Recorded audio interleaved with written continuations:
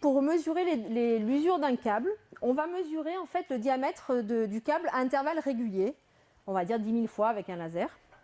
Donc j'ai fait un relevé des mesures des diamètres, d'accord. Là le câble est assez usé puisque les mesures sont assez variées. Il y a un gros écart-type justement. Ensuite on va les ranger par classe et on va représenter ensuite en dessous les mesures. Donc en fait, là on a la courbe, là j'ai représenté deux courbes, celle avec un écart-type élevé et celle avec un écart-type faible. Donc l'enjeu de l'exercice c'est de faire travailler les élèves justement l'influence de l'écart-type sur la courbe, donc travailler justement avec des courbes différentes et voir ce que ça implique en termes de probabilité de casse dans l'industrie. Quand est-ce que mon câble va casser, qui va abîmer des choses, etc. Alors, est-ce que déjà le principe il est clair de l'exercice? C'est-à-dire qu'on mesure les diamètres de câbles à un intervalle régulier sur un même câble. Alors là, j'ai fait les mesures quand le câble était neuf et lorsque le câble était usé au bout de 3 mois d'utilisation. Il faut savoir que le câble il va s'user, en fait, il va avoir des fois le diamètre va diminuer parce qu'il y a un petit accroc et des fois le diamètre augmente. L'usure n'est pas homogène. Hein. Alors voilà, donc première question aux élèves, je ne leur ai pas dit quelle était la courbe du câble neuf et la courbe du câble usé. Et la première question, c'est d'après vous, quel est le câble qui représente les mesures effectuées sur le câble neuf? En fait, la courbe rouge va représenter le câble qui est usagé et les mesures qui sont très resserrées autour de la moyenne, ça va donc être la courbe très pointue là en bleu. Hein. Ensuite, je vais leur demander évidemment de faire des calculs à la calculatrice pour se mettre à l'aise avec. Donc première chose, je leur dis le câble est neuf, donc on va dire que l'écart type est de 1 mm, la moyenne est de 45 mm quand je l'achète. On va changer le câble lorsque l'écart type est multiplié par 5. Donc lorsque l'écart type sera de 5, on changera le câble. On va dire que le câble casse lorsque son diamètre est inférieur ou égal à 38. Quelle est la probabilité que le câble casse la première semaine? Donc lorsque l'écart type est de 1, je vais calculer en fait P de X inférieur à 38. Alors, j'ai donc pris ici pour A, alors avec la souris, pardon. Pour A, donc j'ai pris style c'est moins l'infini, vous pourriez prendre 0, jusqu'à 38 en tout cas, 45 la moyenne, 1 l'écart type, et j'obtiens 10 moins 12. Donc, évidemment, lorsque le câble est neuf, on a peu de chances que le câble casse. Je leur ai demandé ensuite de refaire le même calcul lorsque l'écart type était de 5. Et là, on s'est rendu compte qu'une probabilité de 0,08, c'est une probabilité importante de casse. Donc on voit l'influence de l'écart type. On a travaillé sur la même chose lorsque le diamètre excède 50. Donc quelle est la probabilité d'abîmer le treuil au bout d'une semaine? Donc on va calculer P de X supérieur à 50. Là je leur ai demandé d'utiliser cette fois-ci les propriétés de symétrie de la courbe de manière à plus avoir ce moins 10 exposant 99. Donc on obtient ici une probabilité de 10 moins 7 et lorsqu'on va changer le câble, une probabilité de 0,16 qui est quand même une probabilité très très importante de casse. Donc dans l'industrie ça ne va pas le faire. Hein. On va décider de changer le câble lorsque le risque de casse et d'endommagement atteint 10%. Mais cette fois-ci, c'est à eux de trouver l'écart type qui va être intéressant. On ne va plus prendre 5, il va falloir trouver un écart type qui correspond. Donc quel est l'écart type à ne pas dépasser? Donc par exemple, on prend une précision de 0,1. Et donc on va chercher l'écart type S, tel que P de X compris entre 38 et 50, est inférieur strictement à 0,9. Alors sur Excel, lorsqu'on tape loi normale, vous avez en fait 4 fonctions sur la loi normale.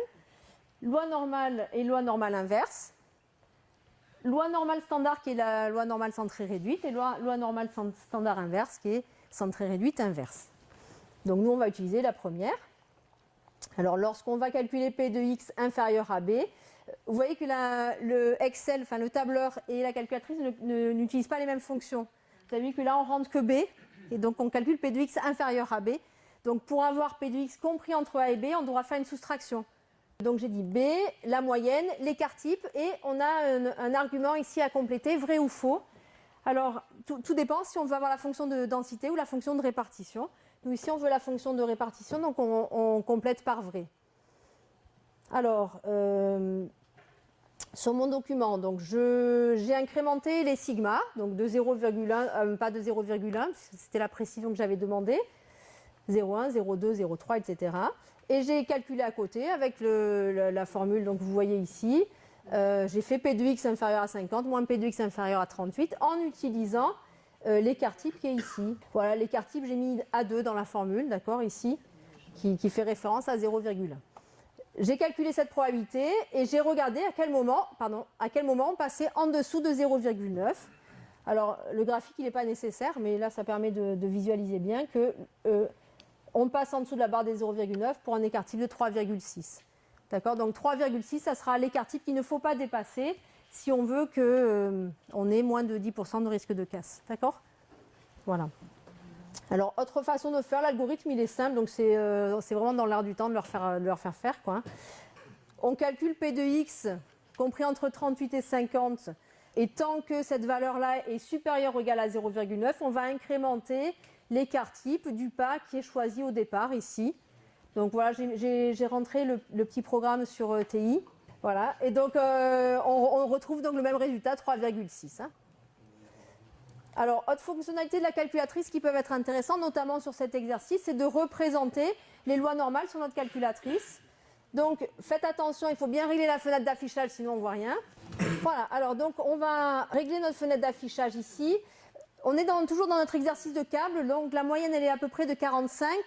Donc on va prendre nos x qui sont par exemple entre 30, nos valeurs, nos diamètres, hein, entre 30 et 70.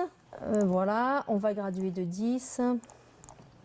Ensuite, les y, on va partir de 0. Ensuite, je vais prendre ici 0,4, mais forcément, ça va dépendre de l'écart type, puisque l'écart type va faire varier la hauteur de la courbe. Et ensuite, dans la fonction y, je vais utiliser cette fois-ci la fonction de densité.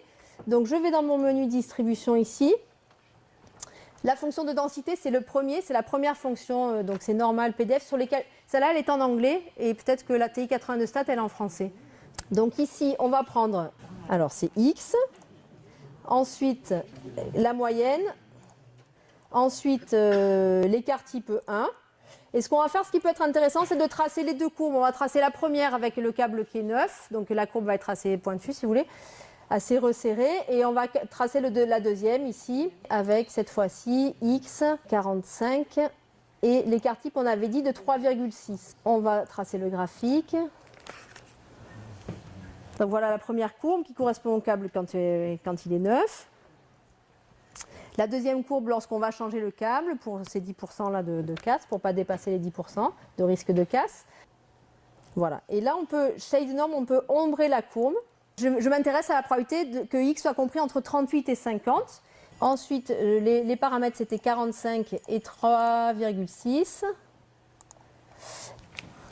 Voilà. Et ça permet, alors, voilà, on voit l'air s'afficher.